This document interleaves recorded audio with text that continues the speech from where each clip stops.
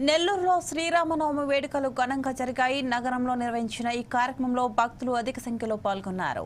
జనసేన నేత బెల్లపు సుధా మాధవ్ ఆహ్వానంతో జనసేన నేతలు కిషోర్ గొనుకుల కళ్యాణ మహోత్సవాన్ని తిలకించి తీర్థ ప్రసాదాలు స్వీకరించారు.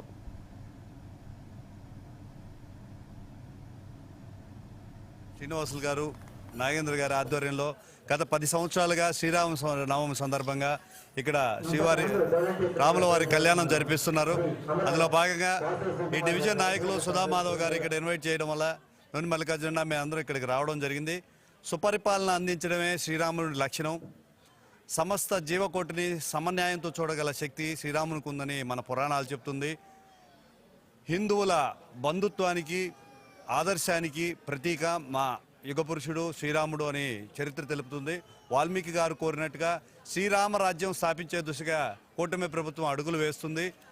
ప్రజలందరికీ సమన్యాయం జరిగేటట్టుగా లేమి శబ్దం వినపడకుండా సుపరిపాలన అందేటట్లు మన కూటమి ప్రభుత్వం ప్రయాణిస్తుంది.